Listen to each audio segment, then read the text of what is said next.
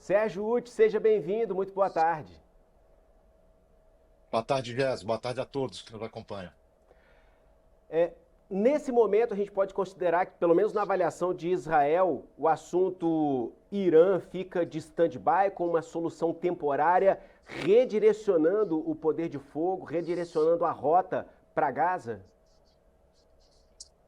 Pois é, já tem muitos relatos de que, inclusive, há aviões, mais aviões sobrevoando e atacando Gaza depois que foi acertado esse cessar-fogo com o Irã. Nesse assunto, a gente fala disso mais tarde, mas nesse assunto, Israel e Estados Unidos travam aí uma batalha midiática para provar que os ataques foram, de fato, eficientes para destruir, isso as palavras dos norte-americanos e dos israelenses, o arsenal ou a estrutura nuclear do Irã. Mas, sem dúvida nenhuma, agora o foco volta para a faixa de Gaza, até porque a situação é muito grave, Jesus. Já era grave, né? Nunca deixou de ser. Mas nos últimos dias, nesses 12 dias de guerra entre Israel e Irã, a estimativa é que mais de 800 pessoas morreram na faixa de Gaza, muitas delas, segundo a ONU e o Ministério da Saúde, controlado pelo Hamas. A gente sempre coloca essa questão dos números, porque eles são contestados muito contestados por Israel, mas esses números são fornecidos pelo Ministério da Saúde, mas são também colocados ali pela ONU, que tem a sua própria checagem, um histórico de checagem, e por revistas científicas, até revistas científicas, como a The Lancet, aqui de Londres, tem um trabalho de cruzamento de informações, além de Cruz Vermelha, outras instituições internacionais.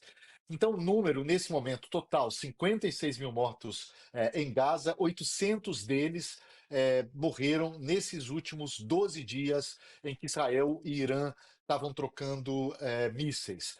E boa parte dessas pessoas, desses últimos 12 dias, morreu quando estava tentando ter acesso a esses centros de distribuição de comida. Hoje são quatro apenas, para mais de 2 milhões de pessoas.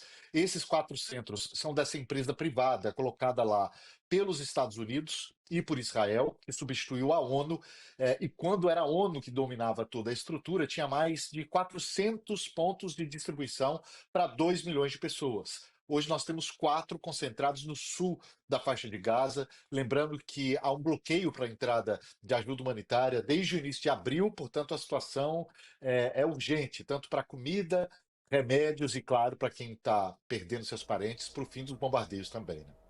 Sérgio, a gente vê Israel com a seguinte versão oficial. Esses pontos de distribuição de alimentos, de mantimentos, eles são controlados por terroristas do Hamas.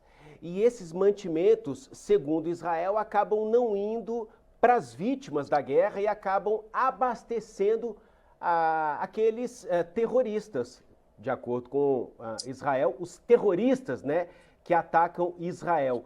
Como é que a opinião pública, a imprensa mundial enxerga esse choque de versões? Jesus, temos quatro centros hoje em Israel, quatro centros de distribuição de mantimentos, de ajuda humanitária. Esses quatro centros são de uma empresa privada, contratada pelos Estados Unidos, e toda a segurança é feita por Israel. Ao redor desses centros há uma presença forte de tropas israelenses. Só chega nesses centros quem passa pelas tropas israelenses. Então, esses lugares estão segurados por Israel.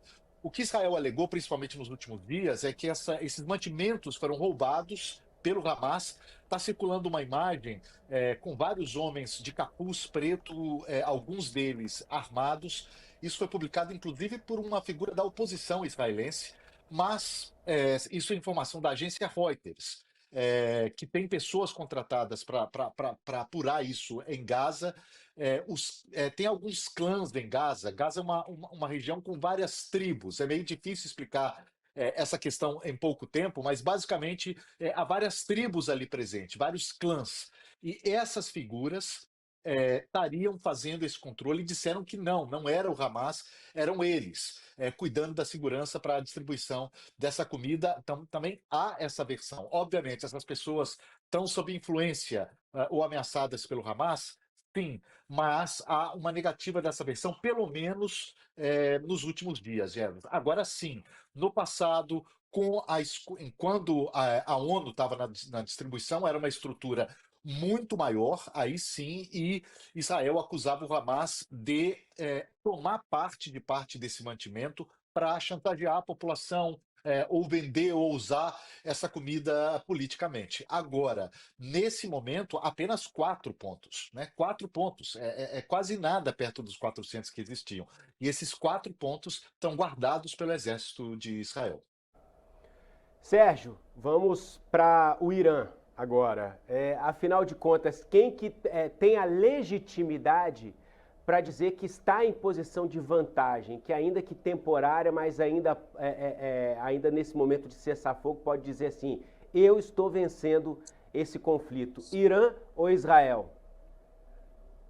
Olha, todos cantaram vitória, né? Assim, a parte iraniana é mais difícil de sustentar isso. Foi o Ali Khamenei, o líder supremo, fez um discurso hoje, pela primeira vez depois do cessar-fogo. Você vê aí, ele está numa cortina, tem uma cortina atrás dele de um local que não foi divulgado esse local onde ele estava. Ele estava num bunker, né? Se protegendo. Ele é um homem de 86 anos.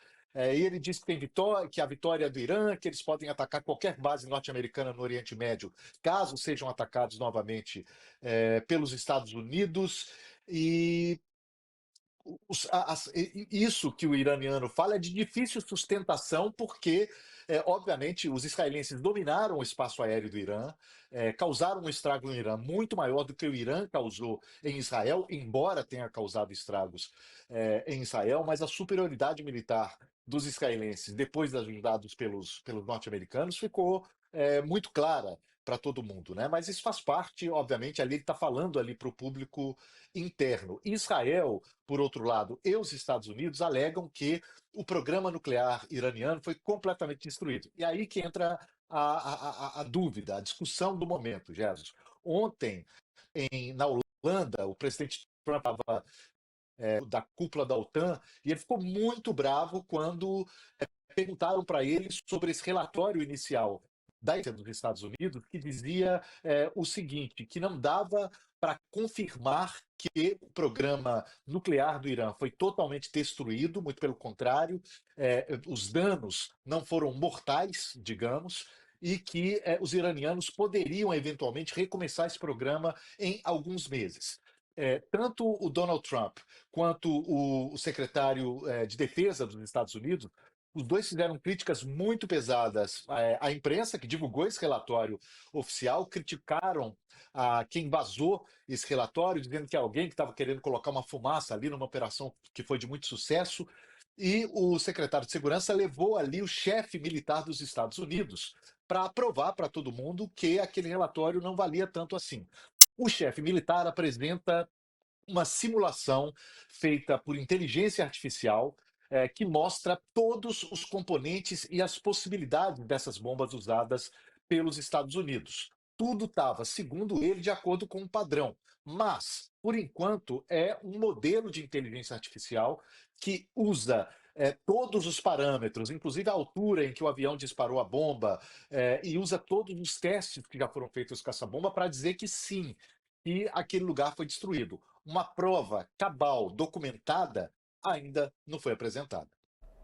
Sérgio, a gente já viu o próprio Benjamin Netanyahu dizendo que a intenção do governo do Irã é eliminar Israel do mapa, eliminar o Estado judeu do mapa, e isso serve de fundamento para, digamos assim, Exato. Israel se antecipar nessa guerra, e foi o que foi o estopim desse último conflito que a gente está observando. Como que a opinião pública, os estudiosos da geopolítica enxergam essa versão apresentada por Benjamin Netanyahu?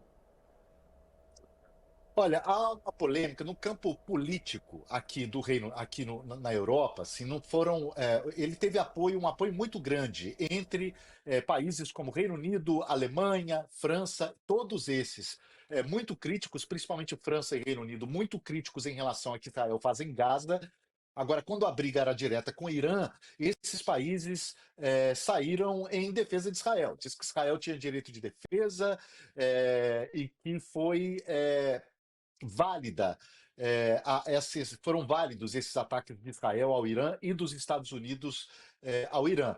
O premier alemão, o Friedrich Merz, ele ainda usou uma expressão que foi a seguinte: olha, os israelenses estão fazendo um trabalho sujo para a gente. Nós precisamos que eles façam esse trabalho sujo. E quando ele faz isso, obviamente, há uma referência de que atacar instalações nucleares é contra as leis internacionais. Em tese, quando Israel ou qualquer outro país ataca